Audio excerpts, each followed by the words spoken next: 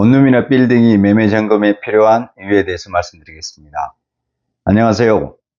저는 현재 수원에서 우리 기숙사 사무소를 운영 중이며 수원시 건설심의위원회 위원으로 활동 중인 이길범입니다. 원룸이나 공장, 상가, 빌딩 등 건축물 구입은 우리에게 가장 큰 투자일 수 있으나 일반인들은 매도자의 건축물 하자를 발견하기 어려운 게 현실입니다. 따라서 저 같은 건축 시공 기술사에 의해 건축, 전기, 통신, 소방, 설비 등 건물 전체를 점검하여 매수자가 하자 및 건물을 전반적으로 파악할 수 있도록 도와주며 매도자의 거래에서 재산상의 피해를 최소화할 수 있도록 하는 데 있으며 특히 아래의 6가지 이유로 매매 점검을 권합니다. 첫 번째, 건축물의 하자를 찾아내서 매매 가격을 낮출 수 있습니다. 두 번째, 건축물을 확인하고 들어가니 건물 이상 유무를 확인할 수 있습니다. 세 번째, 하자 내용을 파악해서 건축물의 수명을 연장시킬 수 있습니다. 네 번째, 하자에 있는 건축물 매매를 하지 않아서 많은 비용을 아낄 수 있습니다. 다섯 번째, 전문가의 점검으로 믿고 입주할 수 있습니다. 여섯 번째, 매수자에게 필요한 맞춤형 건축물을 찾아낼 수 있습니다.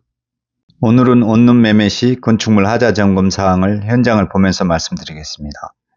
이 건물은 철근 콘크리트 구조로 된 원룸이며 외벽은 롱브릭 타일로 시공되어 있습니다. 롱브릭 타일 같은 경우 기존 벽돌보다 두께가 얇아서 시공하기도 편하고 공사비도 석공사나 저적공사보다 적게 들어 요즘 많이 시공되고 있는 자재입니다.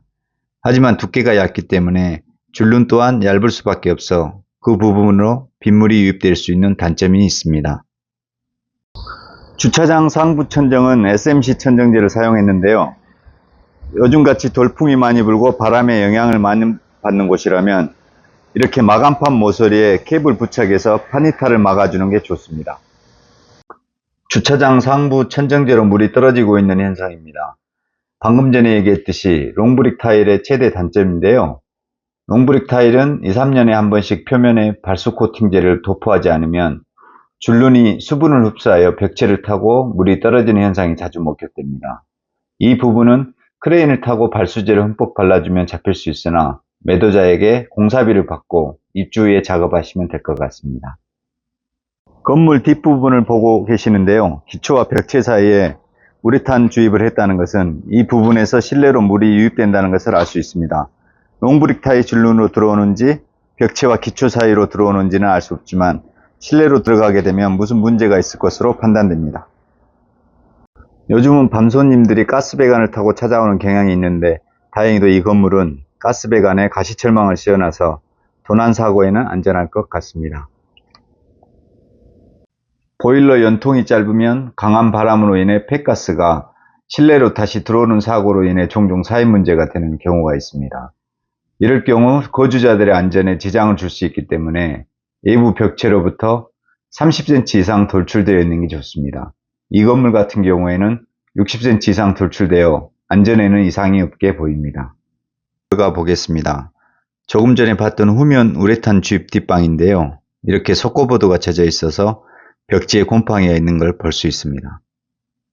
화장실을 한번 보도록 하겠습니다. 화장실 문이 잘 안 닫히는데요. 물을 많이 사용하는 화장실에는 물기가 강한 ABS 도어를 설치했는지도 확인해야 합니다. 일반 도어는 습기에 의해서 문이 뒤틀리게 되니까 참고하시기 바랍니다. 화장실 벽지에 저렇게 실리콘이 변색되어 있다는 것은 바이오 실리콘 시공을 하지 않았다는 것입니다. 다행히 다른 부분은 정상적으로 보이니 이 부분은 매매 후 재시공해야 할 것 같습니다. 지금부터는 간단하게 전기 부분을 점검할 수 있는 방법을 알려드리겠습니다.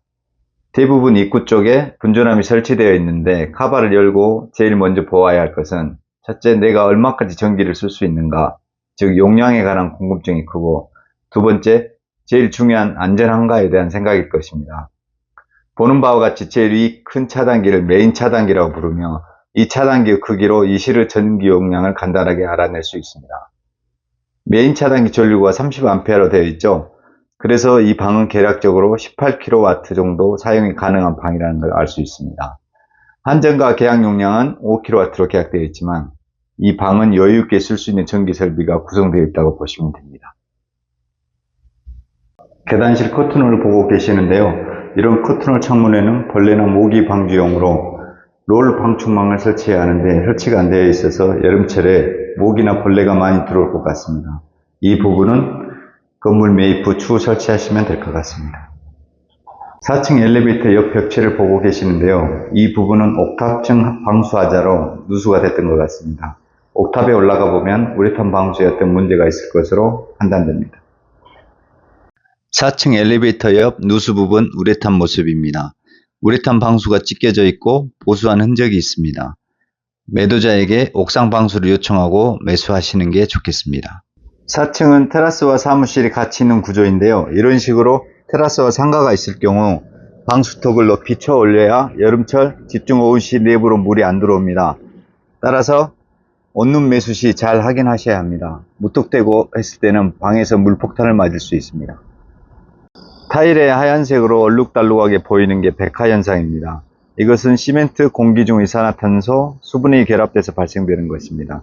이런 상태로 계속 두게 되면 백화현상이 더 심해지기 때문에 발수제를 발라서 수분 침투를 막아주면 해결할 수 있는 문제입니다.